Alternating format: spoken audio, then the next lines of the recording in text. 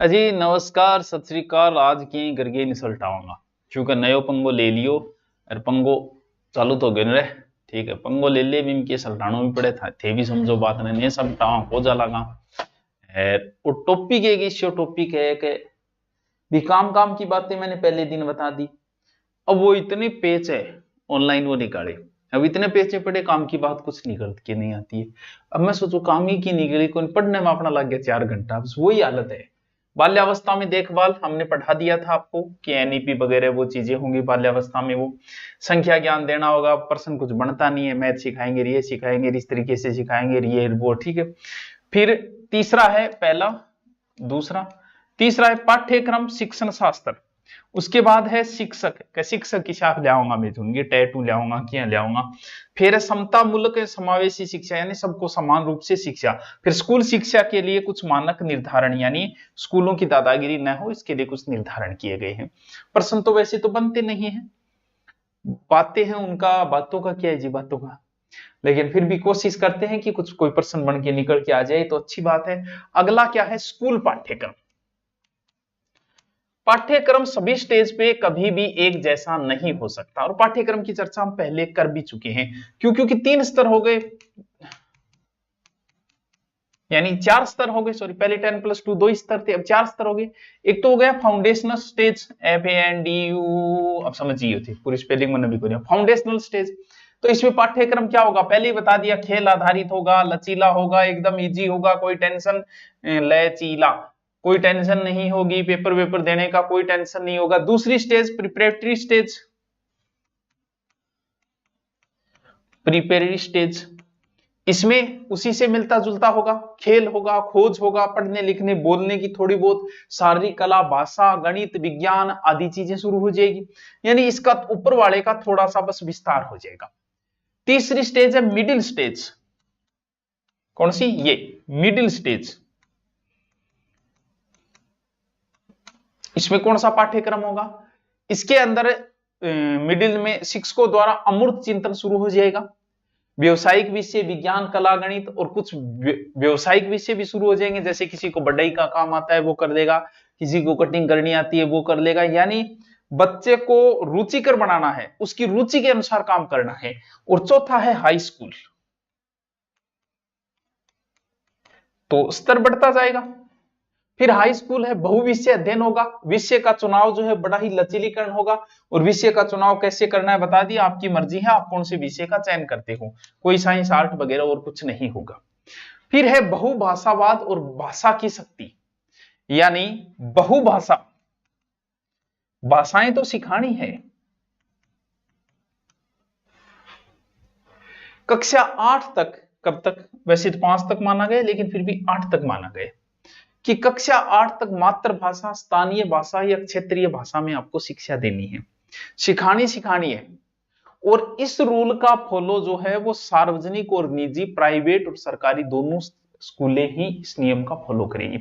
यानी बच्चे को 8वीं तक मातृभाषा में, सर इंग्लिश हाँ कर सकते हो, इंग्लिश वैसे नहीं है कि इंग्लिश में, इंग्लिश को कम ही महत्व दिया गया है शिक्षा व्यवस्था में, कर सकते हो भाई, बाकी स्थानीय भाषा में ही शिक्षा दी जाए। फिर कौन सी भाषा, एक भाषा और सिखानी है, त्रिभाषा फॉर्मूला।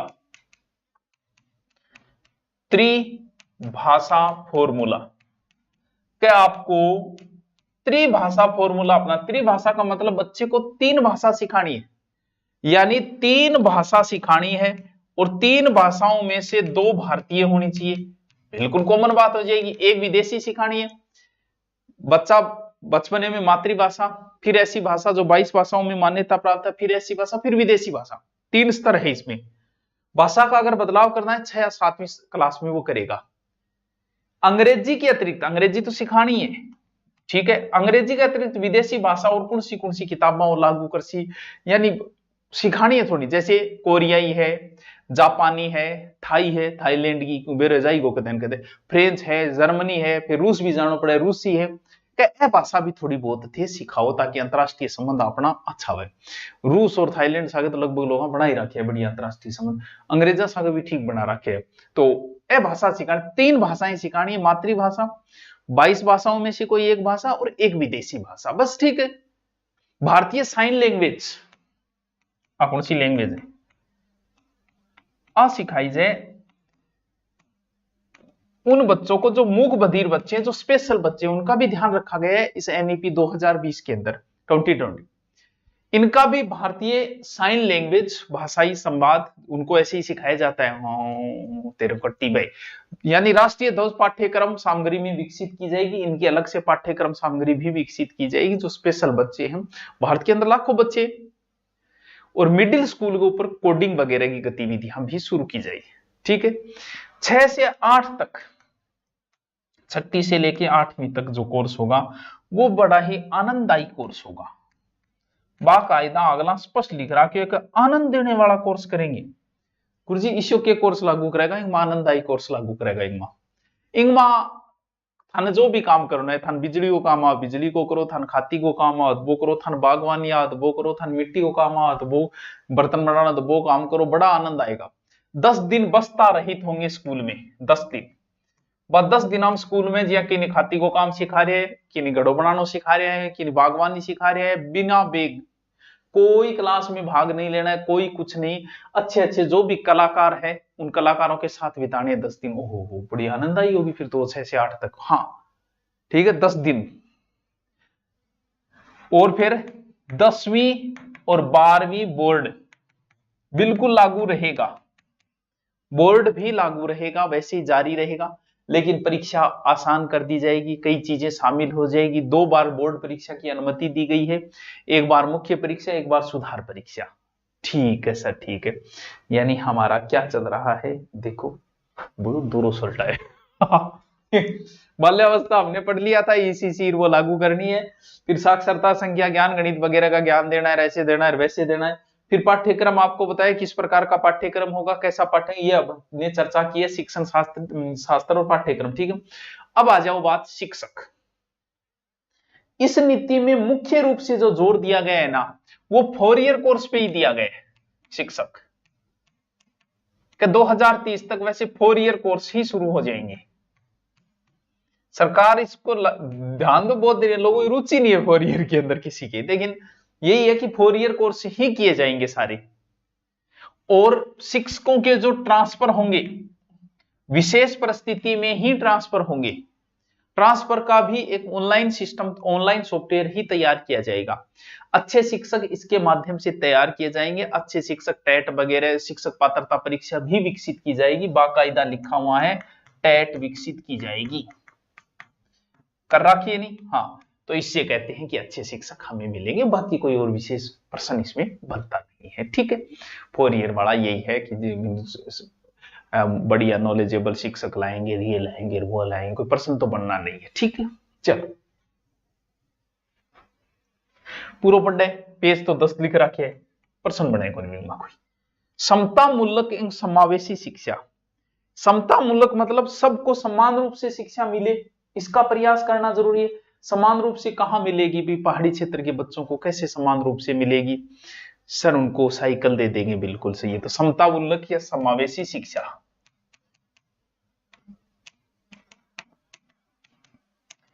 कि इस शिक्षा नीति में ऐसा प्रयास किया जाएगा कि शिक्षा सबको मिलनी चाहिए, चाहे दूरस्थ क्षेत्र में हो, चाहे कहीं क्षेत्र हो, चाहे विशेष बच्चा ही क्यों ना उसे भी शिक्षा मिले, यानी सभी को क्या मिले, शिक्षा मिले, ऐसा प्रयास किया जाएगा। योजनाएं लाई जाएगी, जैसे लक्षित योजना है, साइकिल योजना है। क्या खातर ले आए, खातर ले आए साइकिल योजना, बच्चा बड़ी रुचि हो जाए साइकिल योजना पढ़ने उड़ जाए मानो।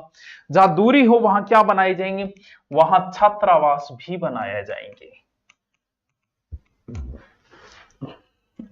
होता है सरकार करेगी कि दूरी छात्रावास बना दे। जो क्षेत्र वंचित है या विशेष शिक्षा के क्षेत्र, वहां नवोदय या फिर केंद्रीय विद्यालय भी खोले जाएंगे, यानी सबको समान रूप से शिक्षा के लिए हम बहुत सारे प्रयास किए जाएंगे सरकार की ओर से, जिसमें से मूल है छात्रावास है, कुछ योजनाएं निकाली जाएगी, केंद्रीय विद्यालय वगैरह खोले जाएंगे और ऐसे कार्य किया जाएंगे। अब है स्कूली शिक्षा के लिए मानक निर्धारण। समता स्कूली शिक्षा के लिए मानक निर्धारण एक जो दादागिरी है, एक जो प्राइवेट और सरकारी स्कूलों का जो अंट संट चल रहा है ना, उससे संबंधित है कि स्कूली शिक्षा के लिए मानक निर्धारण का प्रमाण, यानी ऐसा लक्ष्य निर्धारण परिणाम लगातार सुधार करना चाहिए जिससे कि दोनों के अंदर भेदभाव न रहे। भेदभाव तो रहेगा, ये तो आपको पता है। सार्वजनिक निजी स्कूल दोनों के लिए आवश्यक नियम और दृष्टिकोण अपनाया जाएगा। अंग बीच में ज्यादा विषमता नहीं होनी चाहिए, ऐसे प्रयास किया जाएंगे। स्कूलों का एक ही लक्ष्य होना चाहिए, गुणवत्तापूर्ण शिक्षा। बस नहीं एक बिजनेस, ऐसा व्यवस्था की जाए कि अच्छी शिक्षा दी जाए। स्कूल शिक्षा विभाग, जो स्कूल शिक्षा का सर्वोच्च और स्तरीय निकाय है, क्या स्कूल शिक्षा विभाग।